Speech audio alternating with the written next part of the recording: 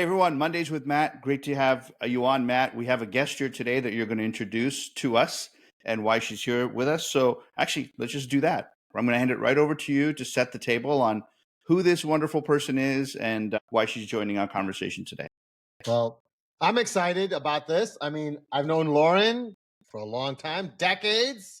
You know, when we embarked on Beyond 4 years ago, I said we're going to build a team with the brightest minds in higher ed.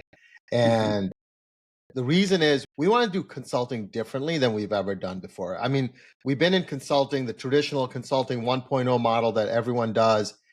We need people in our group that can think in a 4.0 model. How does consulting 4.0 model work? Lauren's always been one of my favorites. I mentored her when she was first coming into consulting. A lot of the things that she understands and the way that she thinks, you know, were were instilled in our conversations, diving in. But I'm excited. It's a good way of starting. So Lauren Wass is one of the brightest minds, knows Workday, knows Oracle, can play in the Ellucian ecosystem, can understand what system of systems architecture is. We can think about design thinking. And some of it is just ownership. I want her to have the ownership to be free and free for all. And I want her to be able to take on, and challenge us and make us better.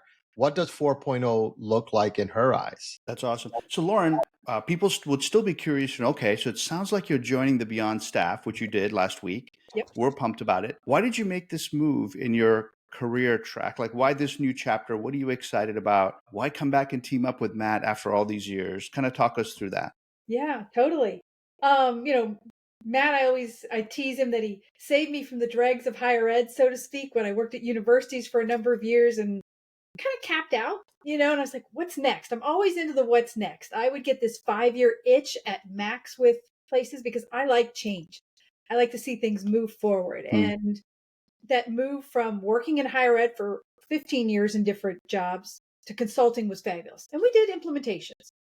And then it evolved, from some of the implementations to doing strategy type work and helping clients. I've already implemented a product, but how do I continue to use it and move forward in my journey? Because it's really not just Yeah. okay, install the software, life's good, nothing else happens. I mean, you need to continuously evolve. Yeah. Um, and so did a lot of that work with lots of different types of schools, both domestically and overseas. So I've seen probably just about every type of organization and setup I think that's out there. Did training, for a while. I have done a lot of things. And then I moved into the workday space as cloud came in Yeah. and joined a larger consulting firm. Learned a lot there on a more structured environment. But again, I was kind of getting that itch, and for me I was like, gosh, this is such a confining box in so many ways that Because everything of an was about. SOW, right? The statement of work is put in the software, and you're looking around probably going, "Oh, there's so much more I can do and we should do," but you're Right. confined to the work that you were hired for. And not just the SOW, but even the way you deliver the work was, here's a box, we deliver the box, fit them in this box, no matter what the client, whether it's a community college, a private elite, Ivy League school, whatever, fit them in the box. Yeah. They don't fit in the box.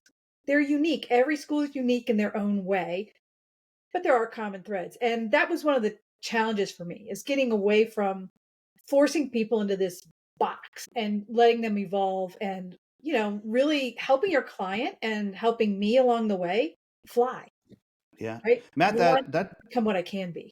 Matt, that parallels a lot of why you left a big firm, right, to start Beyond was in a different kind of way. There was a box that you had to kind of fit your clients into. Hey, buy software, buy software, buy software box. So you're probably sensing a lot of parallels. What thoughts come to mind as you're listening to Lauren kind of talk about how she's looking forward to just be able to just advise clients across the board without the box? Yeah. You know, and me and Lauren have had many conversations this week about how do we approach our clients?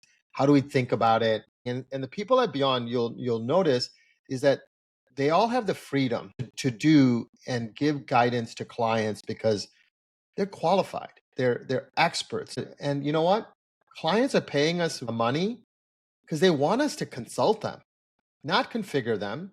They want us to consult them. We're thinking about a system of systems architecture with which we think about outcomes, What does those outcomes need to be? How do we get to those outcomes?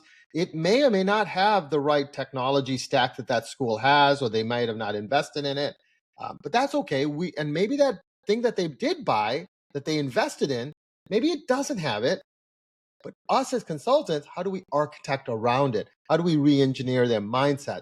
And those are the things that I think are going to be really important in the next few years. And that's the driver. And those are micro strategies of student that you can do very amazing things that we're going to wrap around the SIS.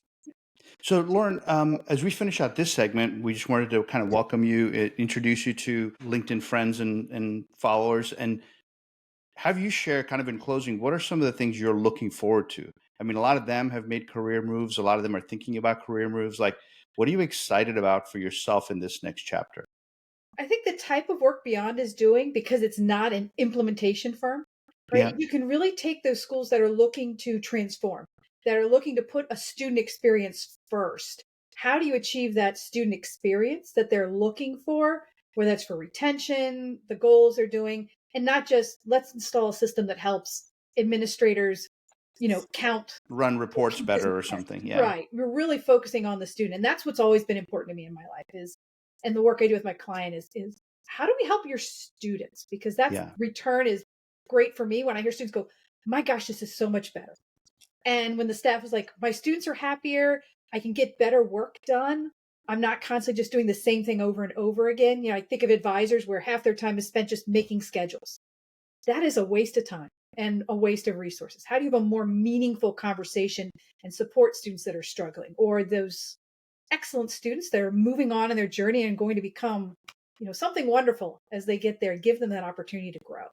And that's really what I work to be. Yeah. And Lauren, you haven't been in a lot of our Slacks, but every time on LinkedIn, there is this announcement that we've selected a new product, we're buying a new SIS, and my team knows this. I drop a note saying, welcome to our new client that we will have in the next 2 years. Oh, that we'll be rescuing in a couple of years. Yeah. They become our immediate potential client because we recognize that the traditional model of just implementing is not going to transform them. And they won't realize it until 2 years in, and they realize we're doing the same thing we've done before. What do we do now? We've invested 20 million. What do we do now? Those are the clients that we're walking in the door and saying, how do we help you? And that's where we're going to be wrapping around these clients. Schools need the actual transformational conversation, and usually they'll do it during or after. And to Lauren's point, even after that $20 million ERP SIS is in, the student isn't saying, wow, my life is amazing, you guys are awesome. Student doesn't even know it happened because it's that inconsequential to the student experience. So that's the message we're going to spread. Lauren, great to have you on. Matt, thanks for being with us for Mondays with Matt, and we'll see you all next week. Great. Thanks, everybody.